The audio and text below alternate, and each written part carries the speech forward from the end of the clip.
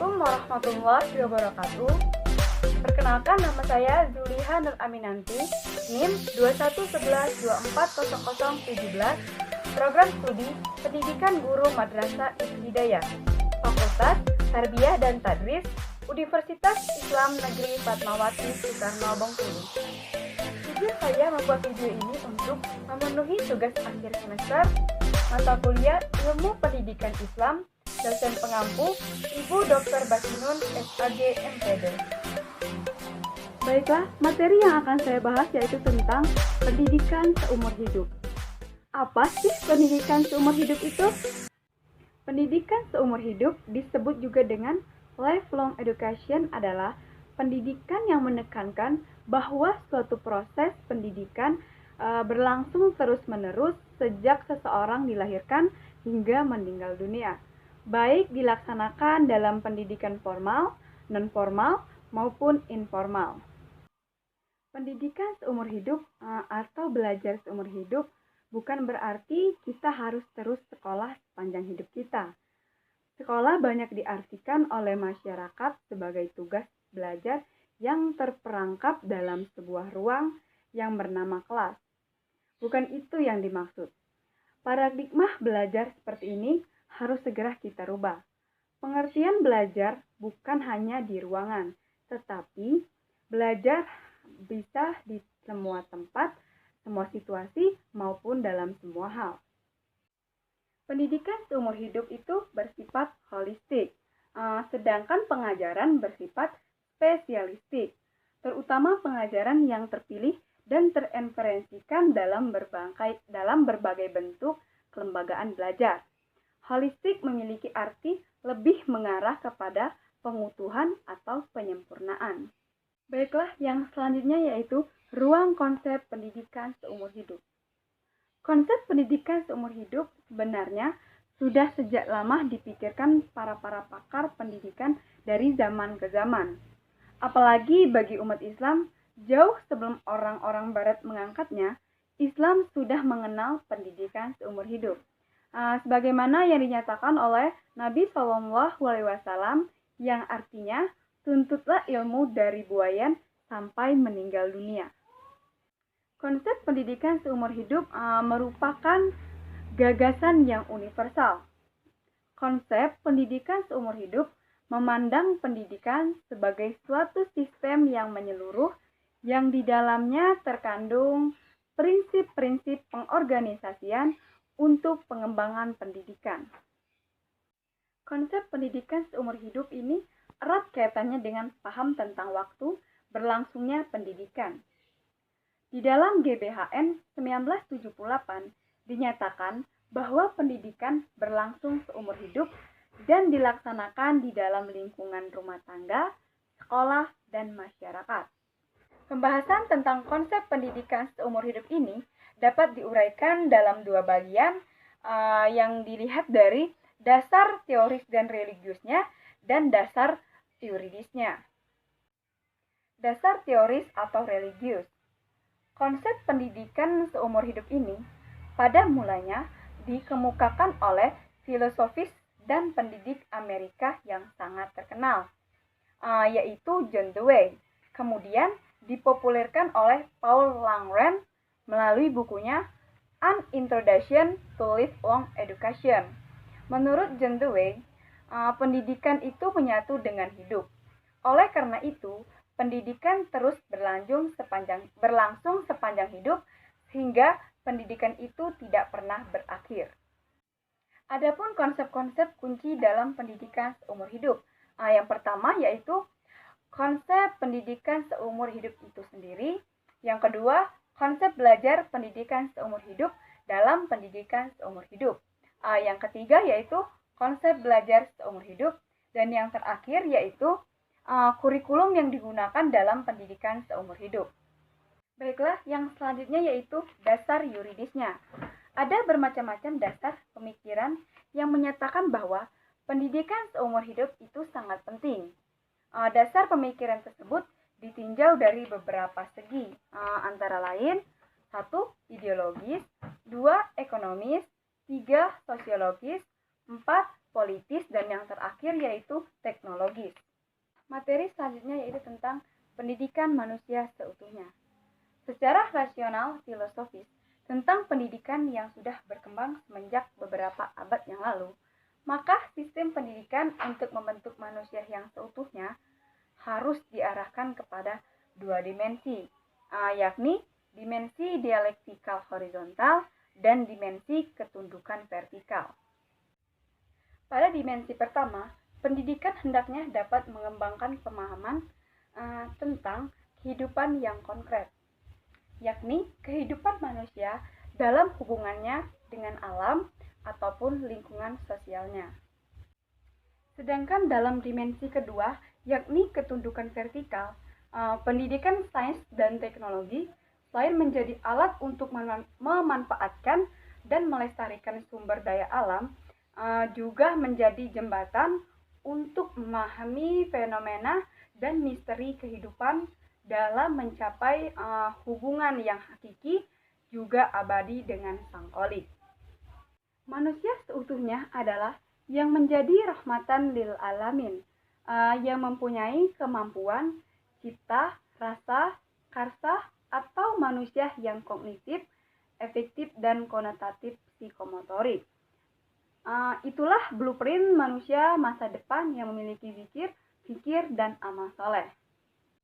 Manusia sepenuhnya sebagai satu konsepsi modern perlu kita analisis menurut pandangan sosial budaya Indonesia.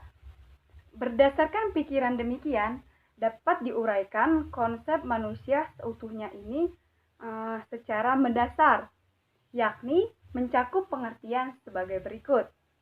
1. Keutuhan potensi subjek manusia sebagai subjek yang berkembang. Kepribadian manusia lahir batin ialah satu kebutuhan yang utuh antara potensi-potensi hereditas atau kebawaan dengan faktor-faktor lingkungan seperti pendidikan, tata nilai, dan antar hubungan. Yang kedua yaitu keutuhan wawasan atau orientasi manusia sebagai subjek yang sadar nilai dan yang menghayati dan yakin akan cita-cita dan tujuan hidupnya. Manusia sebagai subjek nilai ialah pribadi yang menjunjung nilai, artinya menghayati, meyakini, dan mengamalkan sistem nilai tertentu, baik secara sosial atau kemasyarakatan dan kenegaraan, maupun secara pribadi atau individu. Adapun prinsip pendidikan manusia seutuhnya berlangsung seumur hidup didasarkan atas berbagai landasan yang meliputi 1. Dasar-dasar filosofis. Filosofis hakikat kodrat martabat manusia merupakan kesatuan integral segi atau potensi-potensi esensial. Manusia sebagai makhluk pribadi atau individual being, dan manusia sebagai makhluk sosial atau social being, dan manusia sebagai makhluk sosial, makhluk susila atau moral being. Ketiga potensi di atas akan menentukan martabat dan kepribadian manusia. Jika ketiga potensi itu dilaksanakan secara seimbang, maka akan terjadi kesinambungan. Yang kedua yaitu dasar-dasar psikofisis, merupakan dasar-dasar kejiwaan dan kejasmanian manusia. Realitas psikofisis menunjukkan bahwa pribadi manusia merupakan kesatuan antara potensi-potensi dan kesadaran rohania, baik dari segi psikis, rasa, karsa, cipta, dan budi nurani. Dan yang ketiga yaitu dasar-dasar sosial budaya. Meskipun manusia adalah makhluk ciptaan Tuhan, namun manusia terbina pula oleh tata nilai sosial dan budaya sendiri. Inilah segi-segi budaya bangsa dan sosial psikologis manusia yang wajar diperhatikan oleh pendidikan. Baiklah, materi selanjutnya yaitu tentang tujuan pendidikan seumur hidup. Tujuan pendidikan manusia seutuhnya atau seumur hidup yaitu 1. Mengembangkan potensi kepribadian manusia dengan kodrat dan hakikatnya, yakni seluruh aspek pembaurannya seoptimal mungkin. Dan yang kedua yaitu dengan mengingat proses pertumbuhan dan perkembangan, Kepribadian manusia bersifat hidup atau dinamis, maka pendidikan wajar berlangsung seumur hidup. Materi selanjutnya yaitu tentang implikasi konsep pendidikan seumur hidup. Implikasi di sini diartikan sebagai akibat langsung atau konsekuensi dari suatu keputusan. Dengan demikian, maksudnya adalah sesuatu yang merupakan tindak lanjut atau follow up dari suatu kebijakan atau keputusan tentang pelaksanaan pendidikan seumur hidup. Penerapan asas pendidikan seumur hidup pada program pendidikan dan sasaran pendidikan di masyarakat mengandung kemungkinan yang luas, yaitu implikasi pendidikan seumur hidup pada program pendidikan dapat dikelompokkan menjadi beberapa. 1. Pendidikan baca tulis fungsional. Program ini tidak saja penting bagi pendidikan seumur hidup, dikarenakan relevansinya yang ada pada negara-negara berkembang. Dengan sebab masih banyaknya penduduk yang buta huruf, mereka lebih senang menonton TV, mendengarkan radio, mengakses internet daripada membaca. Oleh sebab itu, realisasi baca tulis fungsional minimal membuat dua hal, yaitu memberikan kecakapan membaca, menulis, menghitung yang fungsional bagi anak didik. Yang selanjutnya yaitu menyediakan bahan-bahan bacaan yang diperlukan untuk mengembangkan lebih lanjut kecakapan yang telah dimilikinya. Yang kedua yaitu pendidikan vokasional. Pendidikan vokasional adalah sebagai program pendidikan di luar sekolah bagi anak-anak, di luar batas usia sekolah, ataupun sebagai pendidikan formal non formal. Sebab itu, program pendidikan yang bersifat remedial agar para lulusan sekolah tersebut menjadi tenaga yang produktif dan menjadi sangat penting. Yang ketiga yaitu pendidikan profesional. Dan yang keempat, pendidikan ke arah perubahan dan pembangunan. Dan yang terakhir yaitu pendidikan kewarganegaraan dan kedewasaan politik. Baiklah, kesimpulan dari materi yang telah saya bahas yaitu pendidikan seumur hidup adalah makna yang seharusnya benar-benar terkonsepsikan secara jelas, serta komprehensif dan dibuktikan dalam pengertian, dalam sikap, perilaku, dan dalam penerapan terutama bagi para pendidik di negeri kita. Pendidikan seumur hidup yang disebut dengan lifelong education adalah pendidikan yang menekankan bahwa proses pendidikan berlangsung terus-menerus sejak seseorang dilahirkan hingga meninggal dunia, baik dilaksanakan di jalur pendidikan formal, non-formal, maupun informal. Selanjutnya yaitu saya akan menampilkan video pendukung untuk mempermudah teman-teman sekalian memahami materi yang telah saya sampaikan.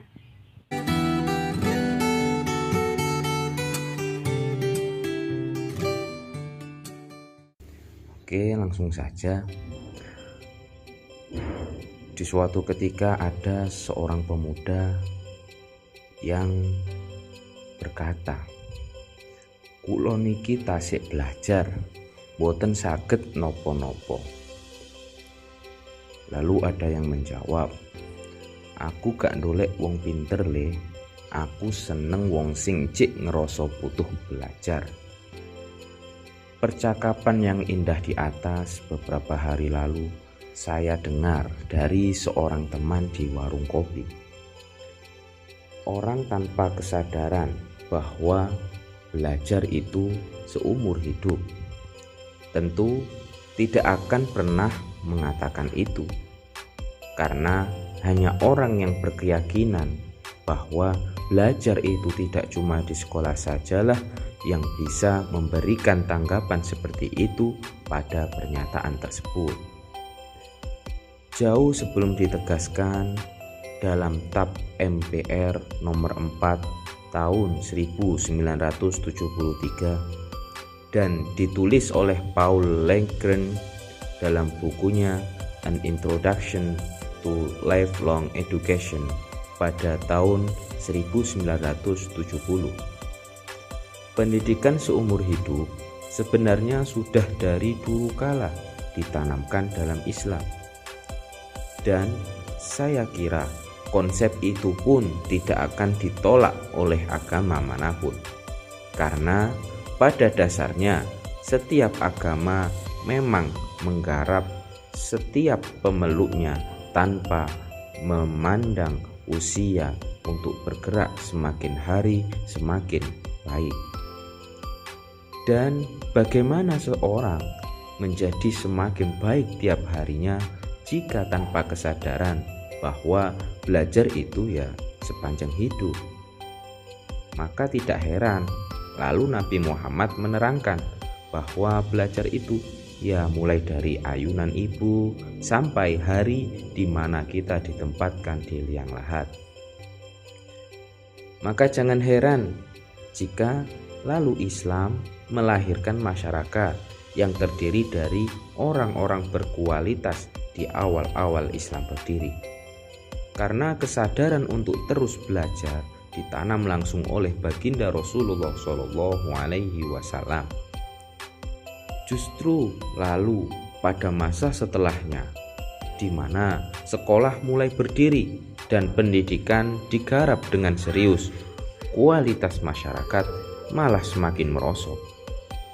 Kesalahan yang jamak dimiliki orang adalah pemahaman bahwa yang dinamakan belajar itu ya cuma di sekolah. Maka ketika selepas sekolah, lalu tidak ada lagi keinginan untuk belajar. Dan parahnya lagi, dikira yang namanya belajar itu harus dengan membaca buku atau mengerjakan PR dan tugas.